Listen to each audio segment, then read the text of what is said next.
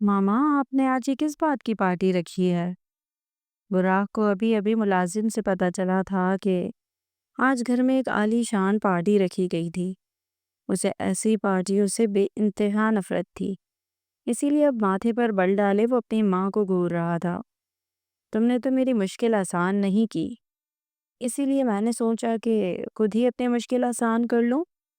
بہت بار کہا میں نے تم سے براق کے کسی لڑکی کو پسند کر لو، میں خود تمہاری شادی کروا دوں گی، لیکن تم نے ہمیشہ میری بات کو انسنی کر دیا۔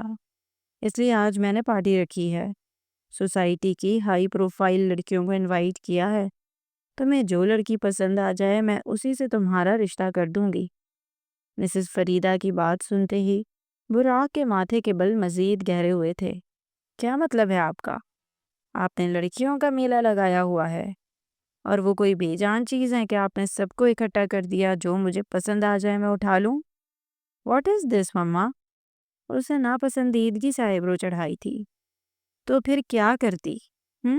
بتاؤ تم ہی بتاؤ میں کیا کرتی؟ تم نے تو قسم کھائی ہوئی ہے کہ ماں باپ کو ایسے ہی بوڑھا کر دو گے، لیکن اپنی کوئی خوشی نہیں دیکھنے دو گے۔ ڈگری مکمل ہو گئی ہے، کاروبار سنبھالنے لگے ہو۔ میں چاہتی ہوں کہ اب ہماری ہی برابری کے لوگوں میں تمہارا رشتہ جوڑا جائے۔ آج شام کی پارٹی کے لیے اچھی طرح تیار رہنا۔ میں پہلے ہی تمہیں ساری لڑکیوں کی تفصیلات بتا دوں گی، پھر تم خود اپنی پسند مجھے بتا دینا۔ بریڈ پر جیم لگاتے وہ خود ہی اسے سارے فیصلے سناتی چلی گئی تھی، اور براق سر نفی میں ہلاتا رہ گیا تھا۔ نانسنس یار! آہستگی سے منہ میں بڑبڑاتے وہ فریدہ بیگم کی نظروں کا نشانہ بنا تھا۔ میری بات سنو، وقت پر گھر آ جانا، تمہارا سوٹ بھی ریڈی ہوگا اور آج ہی میں تمہارا رشتہ بھی فائنل کر دوں گی۔ ویسے میرا ارادہ ہے کہ میں مسز یزدانی کی بیٹی ثانیہ کے ساتھ تمہارا رشتہ پکا کروں، لیکن میں چاہتی ہوں کہ ایک بار تم بھی اچھی طرح سے دیکھ لو، اسے بھی اور باقی آپشنز کو بھی، تاکہ ساری زندگی تمہیں یہ نہ لگے کہ ماں نے خود ہی کوئی لڑکی لا کر تم پر مسلط کر دی ہے۔ اپنا فون کھول کر انہوں نے ایک تصویر براق حیدر کے سامنے لہرائی تھی، اور براق سر جھٹک کر رہ گیا تھا۔ اس لڑکی کو وہ پچھلے کچھ عرصے سے جانتا تھا، کیونکہ وہ بھی ایک بزنس ویمن تھی، اور پچھلی کچھ میٹنگز میں وہ ایک دوسرے سے ملے بھی تھے۔ ثانیہ میں کوئی برائی نہیں تھی، وہ واقعی ہی بہت اچھی تھی، لیکن یہ جو آج میلے والا تماشا لگنا تھا، اس بات پر براق کو بہت اعتراض تھا۔ وہ خاموشی سے چابیاں اٹھائے باہر نکل گیا تھا، اور مسز فریدہ نے باہر جاتے بیٹے پر ایک گہری نگاہ ڈالتے ٹھنڈی آہ بھری تھی۔ اکلوتے بیٹے کی شادی کا ارمان لیے اب ان کے دل میں درد ہونے لگا تھا، لیکن بیٹا تھا کہ قابو ہی نہیں آ رہا تھا، اسی لیے انہوں نے خود ہی اسے نکیل ڈالنے کا فیصلہ کر لیا تھا۔ براق حیدر کا غصہ ابھی ٹھنڈا نہیں ہوا تھا جب وہ اپنے چمچماتے آفس میں داخل ہوا۔ مسز فریدہ کی رشتے والی نمائش کا خیال ہی اسے جھنجھلا دینے کے لیے کافی تھا۔ اس نے اپنی ٹائی کی گراہ تھوڑی ڈھیلی کی اور اپنی کرسی پر ڈھیر ہو گیا۔ اسی لمحے اس کے پرسنل اسسٹنٹ کاشف نے دروازے پر دستک دی اور اندر داخل ہوا۔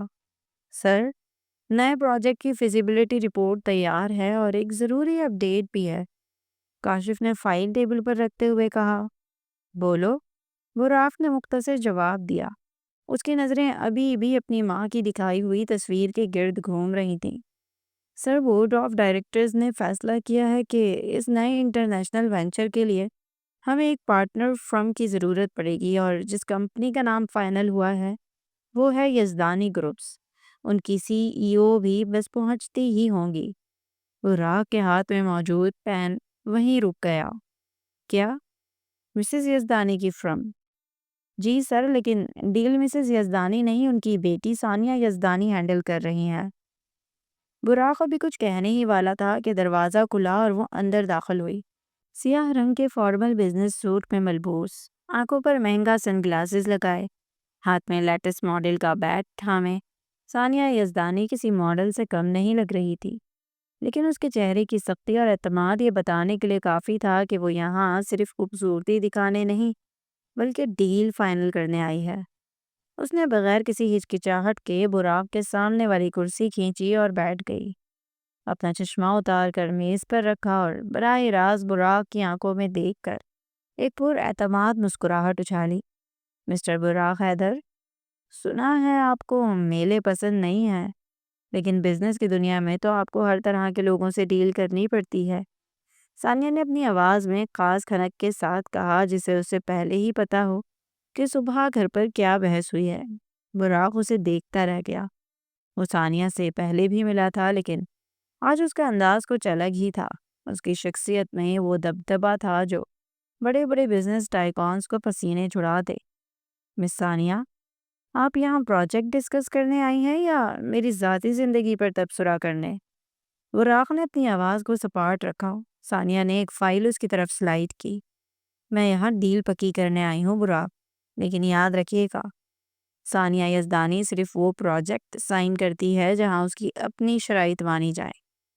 اس نے ایک آئی برو جھکا کر براق کو چیلنج کیا، جس کے ماتھے پر اب غصے کی بجائے حیرت کے بل تھے۔ کمرے میں اس وقت عجیب سی افراتفری مچی ہوئی تھی۔ مشل نے الماری سے اپنی وہ واحد ہلکے گلابی رنگ کی ساڑی نکالی تھی جس کے پلو پر سنہری کام تھا۔ وہ بڑی تندہی سے اسے استری کر رہی تھی، جیسے زندگی کی سب سے بڑی ڈیل سائن کرنے جا رہی ہو۔ مشل باجی، خدا کا خوف کریں، ابھی پچھلے ہفتے ہی تو آپ اسلم انکل کے بیٹے کے ولیمے سے ہو کر آئی تھی، اب یہ آج کس کی شادی کی تیاری پکڑی ہوئی ہے؟ چھوٹی بہن آئزہ نے بیڈ پر بیٹھ کر حیرت سے اسے دیکھتے ہوئے پوچھا۔ مشل نے استری ایک طرف رکھی اور کسی ماہر فن کی طرح ساڑی کی پلیٹس بناتے ہوئے مڑ کر دیکھا۔ اس کے چہرے پر ایک فاتحانہ مسکراہٹ تھی۔ شادی نہیں ہے پگلی، آج تو فریدہ ولا میں ایک بہت بڑی ہائی پروفائل پارٹی ہے۔ میری سہیلی صبا ہے نا، اس کے ابو وہیں فریدہ ولا میں الیکٹریشین کا کام کر رہے تھے۔ انہوں نے ہی بتایا کہ وہاں تو آج میلہ لگا ہوا ہے، شہر کے بڑے بڑے کیٹررز بلائے گئے ہیں اور مینیو میں ایسی ایسی ڈشز ہیں جن کے نام سن کر ہی انسان کا وزن 2 کلو بڑھ جائے۔ مشل نے آنکھ مارتے ہوئے بڑے چٹخارے لے کر کہا، لیکن باجی، ہمیں وہاں بلایا کس نے ہے؟ کیا آپ کو انویٹیشن کارڈ ملا ہے؟ آئزہ نے شک بھری نظروں سے اسے دیکھا۔ کارڈ؟ مشل کھلکھلا کر ہنسی۔ آئزہ میری بھولی بہن، اتنی بڑی پارٹیوں میں کارڈ کون دیکھتا ہے؟ بس اعتماد ہونا چاہیے۔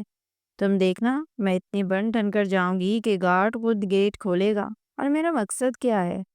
صرف اور صرف وہ مٹن ریشمی کباب اور زعفرانی کھیر جن کی خوشبو مجھے ابھی سے آ رہی ہے۔ میرا اچھا کھانا کھانے کا بڑا دل چاہ رہا ہے، اور مفت کا کھانا تو ویسے بھی ہضم جلدی ہو جاتا ہے۔ باجی، آپ کسی دن پکڑی جائیں گی اور پھر بہت بے عزتی ہوگی۔ آئزہ نے ڈرتے ہوئے اسے ٹوکا۔ ارے کچھ نہیں ہوتا، اگر کسی نے پوچھا بھی تو کہہ دوں گی لڑکے والوں کی طرف سے ہوں، اور اگر لڑکے والوں نے پوچھا تو لڑکی والوں کی دور کی کزن بن جاؤں گی۔ تم بس دیکھتی جاؤ، آج تمہاری باجی فریدہ ولا کے شاہی دسترخوان پر ہاتھ صاف کر کے ہی آئیں گی۔ مشل نے شیشے کے سامنے کھڑے ہو کر لپسٹک لگاتے ہوئے بڑے فخر سے کہا۔ مشل نے ساڑی کا پلو کاندھے پر سائڈ کیا اور شیشے کے سامنے ایک بھرپور چکر کاٹا۔ گلابی رنگ اس کی گندمی رنگت پر خوب جچ رہا تھا، اور سستی سی لپسٹک بھی اس کے چہرے کی قدرتی چمک کے سامنے مہنگی لگ رہی تھی۔ دیکھو آئزہ، کیسی لگ رہی ہوں؟ کوئی کہہ سکتا ہے کہ میں وہاں بن بلائے جا رہی ہوں؟ اس نے اپنی چھوٹی بہن کے سامنے پوز مارتے ہوئے پوچھا۔ آئزہ نے حسرت اور تھوڑے سے ڈر کے ملے جلے تاثرات کے ساتھ اسے دیکھا۔ لگ تو آپ بالکل شہزادی رہی ہیں باجی، لیکن میرا دل ابھی بھی گھبرا رہا ہے۔ اگر ابو کو پتہ چلا تو؟ مشل کی مسکراہٹ میں تھوڑی نرمی آ گئی۔ اس نے آئزہ کے پاس آ کر اس کے گال تھپتھپائے۔ ابو کو پتہ ہے کہ ان کی بیٹیاں کتنی سمجھدار ہیں، اور ویسے بھی وہ بیچارے صبح سے شام تک اس عمر میں بھی دفتر کی فائلیں کاری کرتے ہیں تاکہ ہمیں کسی چیز کی کمی نہ ہو۔ اب اگر ان کی بیٹی کا دل کسی دن شاہی کھانا کھانے کو مچل جائے تو وہ کبھی غصہ نہیں کریں گے۔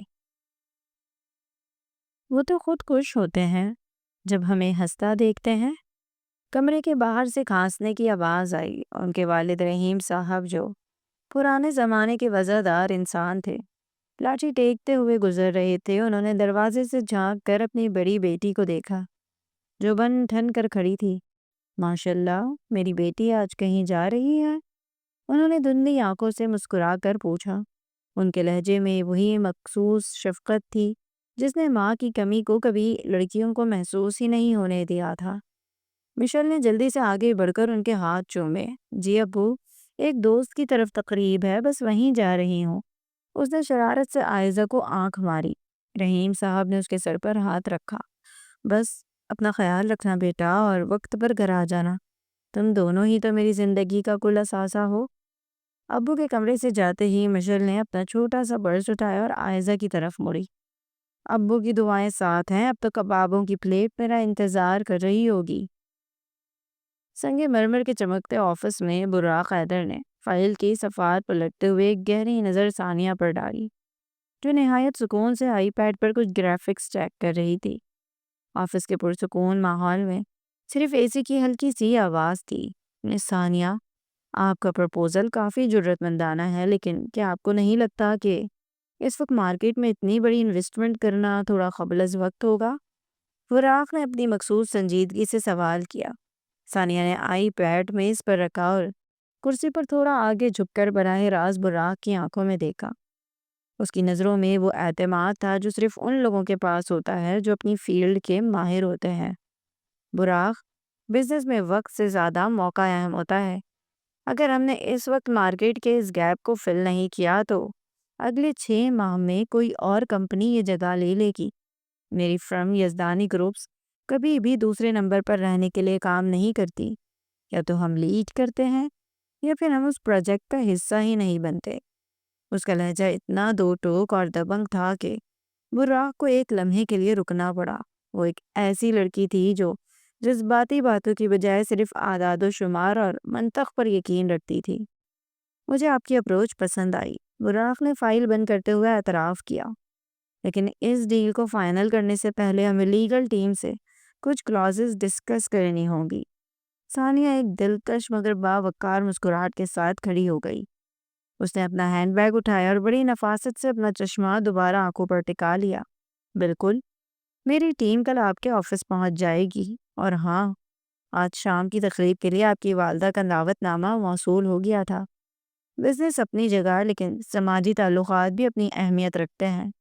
میں وقت پر پہنچنے کی کوشش کروں گی۔ بغیر کسی اضافی بات یا مسکراہٹ کے وہ اپنے مخصوص اسٹائل میں چلتی ہوئی باہر نکل گئی۔ اس کی چال میں وہ سانسیں روک دینے والا رعب تھا جو براق جیسے خود اعتماد شخص کو بھی سوچنے پر مجبور کر گیا تھا۔ براق اسے جاتے دیکھ کر مسکرائے بغیر نہ رہ سکا۔ وہ واقعی ایک آئرن لیڈی ثابت ہونے والی تھی۔ آفس سے واپسی کا پورا راستہ براق کے ذہن میں ثانیہ یزدانی کا وہ پر اعتماد چہرہ اور دو ٹوک گفتگو گھومتی رہی۔ اس نے آج تک بہت سی بزنس ویمن دیکھی تھی، لیکن ثانیہ میں کچھ الگ تھا۔ وہ صرف خوبصورت نہیں تھی، اس کے پاس ایک ایسا دماغ تھا جو شطرنج کی بساط کی طرح چالیں سمجھتا تھا۔ گاڑی پورش میں روکتے ہوئے اس نے ایک گہری سانس لی۔ گھر روشنیوں سے جگمگا رہا تھا اور ملازمین کی بھاگ دوڑ بتا رہی تھی کہ فریدہ بیگم نے واقعی کوئی کسر نہیں چھوڑی تھی۔ کمرے میں داخل ہوتے ہی بیڈ پر رکھا ہوا سیاہ 3 پیس سوٹ اور اس کے ساتھ میچنگ ٹائی اس کا استقبال کر رہی تھی۔ براق نے اکتاہٹ سے اسے دیکھا، لیکن پھر اچانک ثانیہ کا وہ جملہ اس کے کانوں میں گونجا، بزنس اپنی جگہ لیکن سماجی تعلقات بھی اپنی اہمیت رکھتے ہیں۔ اس کے لبوں پر ایک مبہم سی مسکراہٹ رنگ گئی۔ تو مس ثانیہ یزدانی بھی آ رہی ہیں۔ اس نے سرگوشی کی۔ جو پارٹی اسے تھوڑی دیر پہلے ایک مصیبت لگ رہی تھی، اب وہی اسے ایک دلچسپ چیلنج محسوس ہونے لگی تھی۔ براق نے شاور لینے کے بعد کریڈ ایونٹس کی وہ مخصوص اور مہنگی ترین خوشبو فضا میں بکھیری جس کی مردانہ اور شاہانہ مہک پورے کمرے میں پھیل گئی۔ وہ سیاہ سوٹ زیب تنگ کر کے جب آئینے کے سامنے کھڑا ہوا تو اسے اپنی ماں کی پسند پر داد دینی پڑی۔ سیاہ رنگ اس کی شخصیت کے رعب کو مزید نکھار رہا تھا۔ اس نے اپنے بالوں کو نفاست سے پیچھے کی طرف سیٹ کیا اور کڑی کلائی پر باندھتے ہوئے آئینے میں اپنے عکس کو دیکھا۔ آج اس کی آنکھوں میں وہ بیزاری نہیں تھی جو صبح تھی، بلکہ ایک عجیب سی چمک تھی، ایک ایسی جستجو جو اسے خود بھی حیران کر رہی تھی۔ تمہیں تو میلے پسند نہیں تھے براق حیدر، پھر یہ تیاری کس کے لیے؟ اس نے آئینے میں خود سے سوال کیا اور پھر خود ہی کندھے اچکا دیے۔ شاید اس لیے کہ آج اس میلے میں ایک ایسی شخصیت آ رہی ہے جو اس بھیڑ میں بھی الگ نظر آئے گی۔ نیچے ہال میں موسیقی کی مدھم لہریں گونج رہی تھیں اور فریدہ بیگم مہمانوں کا استقبال کرنے میں مصروف تھیں۔ جیسے ہی براق سیڑھیوں سے نیچے اترا، سب کی نظریں اسی پر ٹھہر گئیں۔ فریدہ بیگم نے فخر سے اپنے بیٹے کو دیکھا جو کسی یونانی دیوتا کی طرح بارعب لگ رہا تھا۔ ماشاء اللہ، میرا بیٹا تو سب پر بھاری لگ رہا ہے۔ فریدہ بیگم نے قریب آ کر اس کی نظر اتاری۔ دیکھو براق، سب آ چکے ہیں۔ وہ دیکھو مسز زبیری کی بیٹی اور وہ دوسری طرف۔ براق نے اپنی ماں کی بات کاٹتے ہوئے بڑے سکون سے کہا، ماما آپ کو پریشان ہونے کی ضرورت نہیں، میں جانتا ہوں مجھے کس سے ملنا ہے۔ اس کی نظریں بے چینی سے بڑے دروازے کی طرف اٹھی ہوئی تھیں جہاں سے ابھی ابھی ایک گاڑی کے رکنے کی آواز آئی تھی، اور پھر جیسے ہی وہ ہال میں داخل ہوئی، ہال کی تمام روشنیاں اس کے سامنے ماند پڑ گئیں۔ ثانیہ یزدانی ایک گہرے مرون رنگ کے گاؤن میں ملبوس تھی، جس کی کٹنگ اور فٹنگ اس کے باوقار سراپے کو مزید نکھار رہی تھی۔ اس کے بال ایک سائیڈ پر بڑی نفاست سے کھلے چھوڑ دیے گئے تھے اور کانوں میں ہیرے کے چھوٹے مگر چمکدار ٹاپس اس کی شخصیت کی نزاکت کو ظاہر کر رہے تھے۔ اس کے چہرے پر میک اپ اتنا متوازن تھا کہ وہ آفس والی آئرن لیڈی سے بالکل مختلف ایک حسین خواب کی طرح لگ رہی تھی۔ براق نے محسوس کیا کہ اس کے دل کی دھڑکن نے ایک سیکنڈ کے لیے ترتیب بدلی ہے۔ وہ صرف ایک بزنس پارٹنر نہیں تھی، وہ اس وقت اس پوری محفل کی جان تھی۔ ویلکم مس ثانیہ۔ براق نے آگے بڑھ کر اس کا استقبال کیا۔ اس کے لہجے میں وہ سرد مہری اب غائب تھی، جس کی جگہ ایک دھیمی سی اپنائیت اور پسندیدگی نے لے لی تھی۔ ثانیہ نے اسے سر سے پاؤں تک دیکھا اور اس کی آنکھوں میں بھی ستائش کے رنگ ابھرے۔ مسٹر براق، آفس میں آپ جتنے سنجیدہ لگتے ہیں یہاں اتنے ہی پریزنٹیبل لگ رہے ہیں، اس نے شرارت سے کہا۔ براق نے تھوڑا جھک کر مسکراتے ہوئے جواب دیا، اور آپ یہاں جتنی سادہ لگ رہی ہیں حقیقت میں اس سے کہیں زیادہ خطرناک ثابت ہو رہی ہیں۔ دونوں کی نظریں ملیں اور ایک خاموش سا اقرار ہوا کہ یہ شام صرف بزنس ڈیل کے بارے میں نہیں ہونے والی تھی۔ اسی لمحے جب ہال میں اشرافی اپنی گفتگو میں مگن تھی، گیٹ پر ایک ٹیکسی رکی۔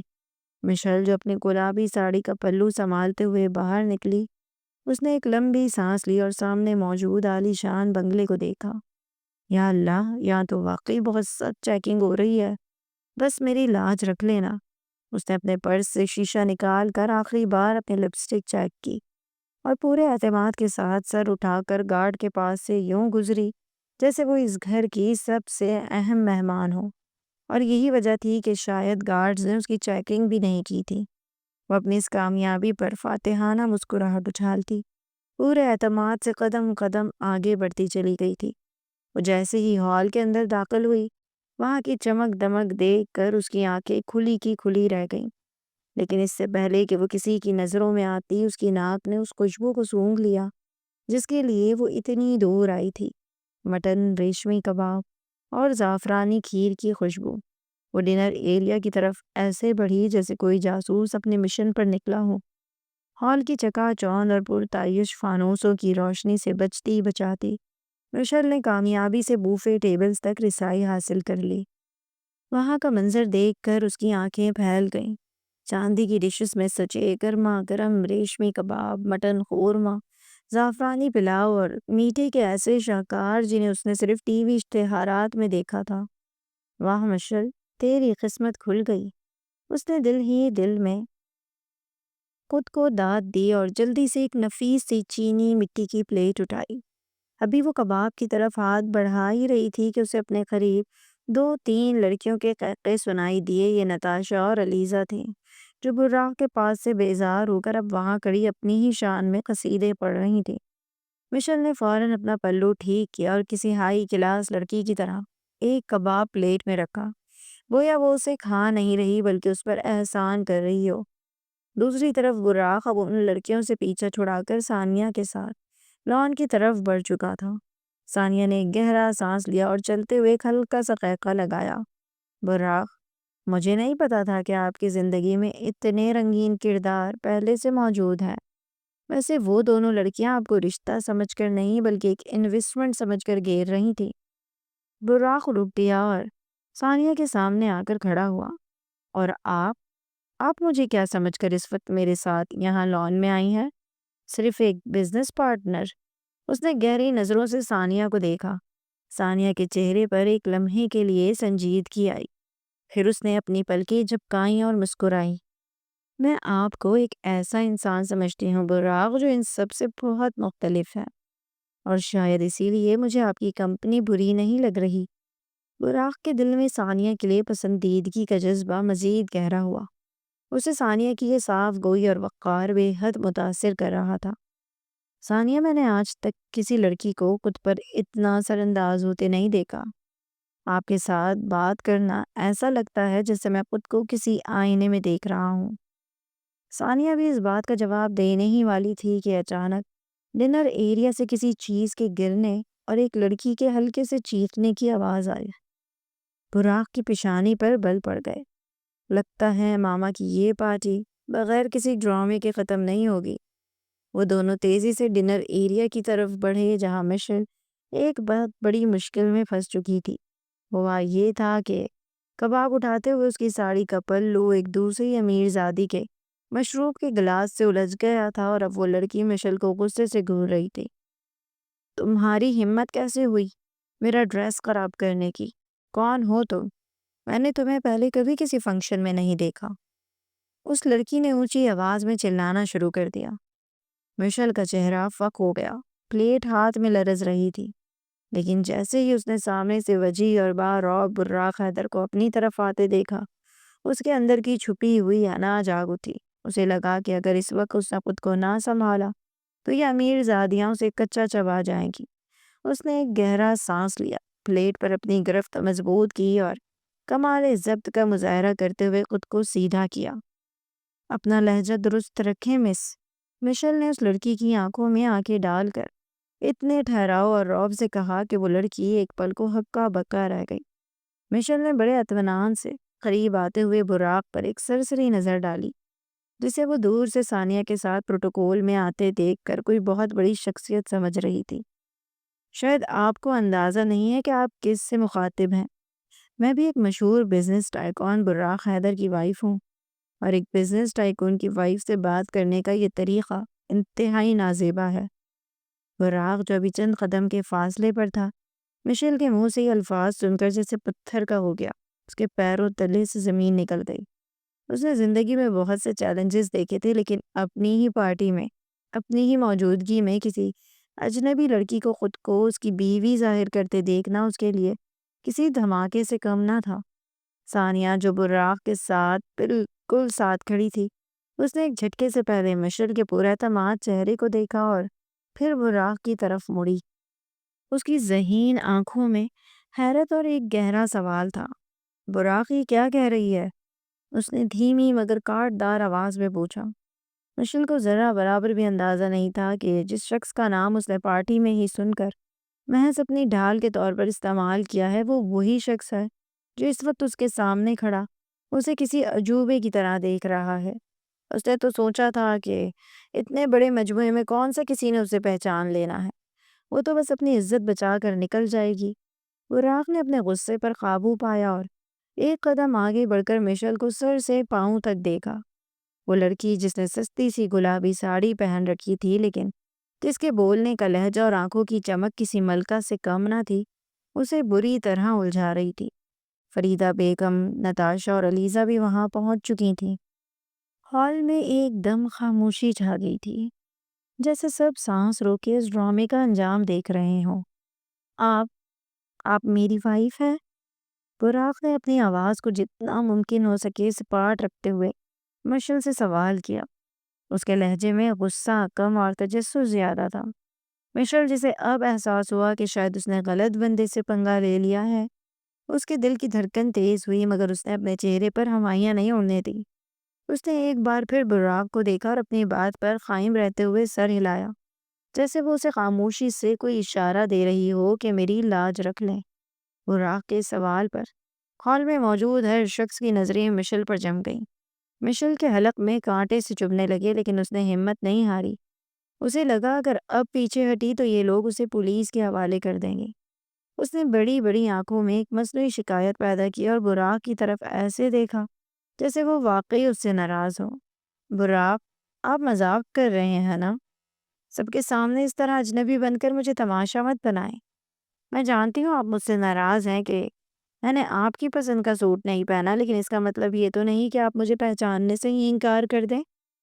اس نے اتنی معصومیت اور اعتماد سے جھوٹ بولا کہ ایک لمحے کے لیے براق کو خود اپنے حافظے پر شک ہونے لگا۔ ثانیہ یزدانی جب تک خاموش تماشائی بنی ہوئی تھی، اس نے ایک قدم آگے بڑھایا۔ اس کی عقابی نظریں مشل کی سستی ساڑی اور ہاتھ میں موجود کبابوں کی پلیٹ پر تھیں۔ براق، اگر یہ سچ ہے تو مسز فریدہ نے آج یہ میلہ کیوں لگایا؟ اور آپ نے صبح مجھ سے یہ کیوں کہا کہ آپ کی زندگی میں کوئی نہیں ہے؟ ثانیہ کا لہجہ برف کی طرح ٹھنڈا اور کاٹ دار تھا۔ فریدہ بیگم تو جیسے صدمے سے مٹی کا پود بن گئی تھی۔ براق، یہ لڑکی کیا بکواس کر رہی ہے؟ میں نے تمہیں کب کہا؟ ان کی آواز لرز رہی تھی۔ براق نے ایک گہری نظر مشعل پر ڈالی۔ وہ جان گیا تھا کہ یہ لڑکی کوئی بہت بڑی اداکارہ ہے یا پھر کسی بڑی مصیبت میں ہے، لیکن اس کے چہرے کی معصومیت اور آنکھوں میں چھپی التجا نے براق کے غصے کو ایک عجیب سی شرارت میں بدل دیا۔ اسے لگا کہ اپنی ماں کی اس نمائش اور نتاشا جیسی لڑکیوں سے بچنے کا اس سے بہترین موقع نہیں ملے گا۔ براق نے اچانک ایک زوردار خیقہ لگایا جس سے پورا ہال گونج اٹھا۔ اس نے آگے بڑھ کر مشل کا وہ ہاتھ تھام لیا جس میں اس نے پلیٹ پکڑ رکھی تھی اور اسے اپنی طرف کھینچتے ہوئے ثانیہ کی آنکھوں میں دیکھ کر مسکرایا۔ سوری ماما۔ سوری ثانیہ، میں دراصل اس سسپنس کو آج رات کے آخر میں ختم کرنا چاہتا تھا، لیکن میری وائف کا پارا تھوڑا ہائی ہے، اسی لیے وہ صبر نہیں کر سکی۔ مشل کا سانس وہیں رک گیا۔ اس کے ہاتھ سے پلیٹ گرتے گرتے بچی۔ اسے لگا تھا براق اسے دھکا دے کر باہر نکالے گا، لیکن یہاں تو وہ اس کے جھوٹ پر مہر لگا رہا تھا۔ براق نے مشل کے قریب جھک کر اس کے کان میں اتنی دھیمی آواز میں کہا جو صرف اسے سنائی دے، اب تم نے یہ آگ لگائی ہے تو اسے بجھانے تک میرے ساتھ اس کھیل میں رہنا ہوگا، ورنہ باہر پولیس کھڑی ہے۔ مشل نے تھوک نگلا اور زبردستی کی ایک مسکراہٹ اپنے چہرے پر سجائی، جبکہ ثانیہ یزدانی کے چہرے پر غصے اور بے یقینی کے بادل چھا گئے۔ نتاشا اور علیزہ کے چہرے تو جیسے لٹک کر رہ گئے تھے۔ تو آپ سب کا شکریہ کہ آپ میری شادی کی اس سرپرائز پارٹی میں تشریف لائے، براق نے بلند آواز میں اعلان کیا اور مشل کو اپنے ساتھ لگائے ہال کے بیچ کی طرف بڑھ گیا، جبکہ فریدہ بیگم بے ہوش ہوتے ہوتے بچی۔ جیسے ہی براق مشل کو لے کر ایک طرف ہوا، مشل نے اس کا ہاتھ جھٹک دیا۔ اوئے مسٹر، یہ تم کیا کر رہے ہو؟ میں تو بس اپنی جان بچا رہی تھی، تم نے تو سچ مچ کا ڈھونگ شروع کر دیا، مشل نے دبی آواز میں غصے سے کہا۔ براق نے ایک آئی برو اچکا کر اسے دیوار سے لگایا۔ جان تم نے بچائی اور عزت میری داؤ پر لگ گئی۔ اب جب تک یہ پارٹی ختم نہیں ہوتی تم مسز براق حیدر بن کر ہی یہاں رہو گی، ورنہ یاد ہے نا پولیس۔ اسی وقت ثانیہ یزدانی ان کے پیچھے آ کھڑی ہوئی۔ براق، مجھے تم سے اکیلے میں بات کرنی ہے، ابھی اور اسی وقت۔ ماما پلیز، ابھی نہیں، مہمان ہمیں دیکھ رہے ہیں اور میں نہیں چاہتا کہ ہماری ذاتی زندگی کا تماشا بنے۔ اس بارے میں ہم پارٹی کے بعد سکون سے بیٹھ کر بات کریں گے۔ ابھی کے لیے بس اتنا کافی ہے کہ یہ میری پسند ہے۔ فریدہ بیگم کچھ کہنے کے لیے تڑپ کر رہ گئیں، لیکن براق نے انہیں مزید موقع ہی نہیں دیا۔